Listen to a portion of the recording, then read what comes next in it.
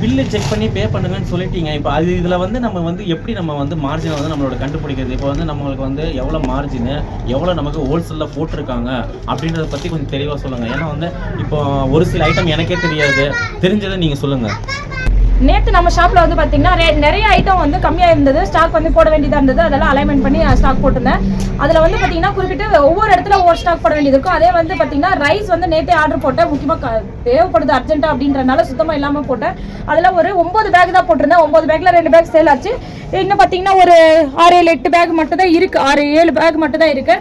இந்த rice back மட்டுமே பார்த்தீங்கன்னா ஒரு 15,000க்கு மேலே பில் ஆயிடுச்சு. சரிங்களா? மற்ற ஐட்டம் எல்லாம் வந்து பார்த்தீங்கன்னா ஆர்டர் போட்டது நேற்று வரல, இன்னைக்கு தான் கொடுத்துருக்காங்க.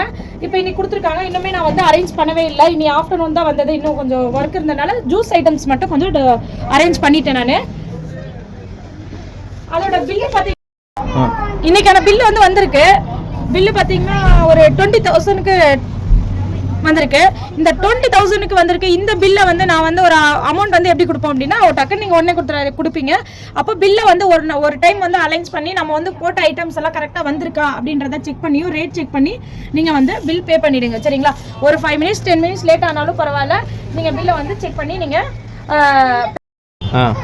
இப்போ வந்து நீங்கள் இதில் ஒவ்வொரு பொருளும் பார்த்தீங்கன்னா என்ன ரேட் இருக்கும் அப்படின்னு சொல்லிட்டு நான் 59 ஐட்டத்துக்கும் வந்து உங்களுக்கு சொல்ல எனக்கு டைம் இருக்காது. நீங்கள் வந்து இப்போ வந்து ரேட்டு தெரியாமல் இருக்கலாம், ஒரு குவான்டிட்டி போட்டிருப்பீங்க, அதை வந்து நீங்கள் எப்படி டிவைட் பண்ணி உங்களுக்கு லாபம் எவ்வளோ இருக்குது, நம்ம வந்து அதுலேருந்து எவ்வளோ மார்ஜின் வச்சு விற்கலாம் அப்படின்றத நீங்கள் எப்படி டேலி பண்ணிக்கணும் அப்படின்றத நான் உங்களுக்கு ஃபார் எக்ஸாம்பிள் சொல்கிறேன்.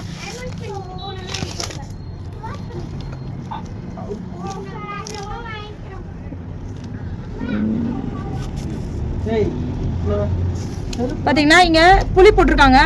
புளி வந்து பார்த்தீங்கன்னா 150 ரூபா நமக்கே. சரிங்களா? 150 ரூபா 3 கிலோ போட்டிருக்காங்க, 450 ரூபா ஆச்சு. அந்த 450 ரூபா நீங்கள் இன்கேஸ் உங்களுக்கு பார்க்க தெரியல ஒரு 450 ரூபானா நம்மளுக்கு எவ்வளோ வருது இவங்க போட்டிருக்காங்க, இதுலேயே மென்ஷன் பண்ணியிருக்காங்க. ஒரு சில டைமில் உங்களுக்கு ரேட்டு தெரியும், பட் வந்து எனக்கு எவ்வளோ குவான்டிட்டின்னு தெரியல அப்படின்னு பார்த்தீங்கன்னா அந்த 450 வந்து நீங்கள் 3ஆல் டிவைட் பண்ணீங்க அப்படின்னா உங்களுக்கு என்ன குவான்டிட்டி என்ன அமௌண்ட் உங்களுக்கு போட்டிருக்காங்க அப்படின்றது வரும். சரிங்களா? அப்போ 150, இந்த 150 நம்மளோட மார்ஜின் தான்.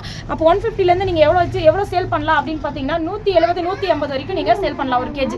சரிங்களா? அந்த ஒரு கேஜி மேலே நீங்கள் எவ்வளோ லாபம் வைக்கலாம்னா 20% வந்து 15% 20% வந்து லாபம் வச்சு நீங்கள் விற்கலாம். அது வந்து உங்கள் ஷாப் எங்கே இருக்கோ அதை லொக்கேஷன் பொறுத்து நீங்கள் கஸ்டமர்ஸை பொறுத்து நீங்கள் சேல் பண்ணிக்கலாம். வந்து நான் குட் நைட் காயில் போட்டிருக்கேன் பாருங்க, 5 பாக்ஸ் போட்டிருக்கேன். இந்த 5 பாக்ஸ் வந்து 165 தான் நம்மளுக்கு கொடுத்துருக்காங்க. சரிங்களா? 165. அப்போ ஒரு பாக்ஸ் வந்து 33 ரூபா கொடுத்துருக்காங்க. 33 ரூபாய் போது நம்ம பாக்ஸை சேல் பண்ணும்போது வந்து எம்ஆர்பி சேல் பண்ணிக்கலாம், 42 ரூபாய்க்கு சேல் பண்ணிக்கலாம். நமக்கு வந்து கிட்டத்தட்ட 9 ரூபாய் லாபம் கிடைக்குது.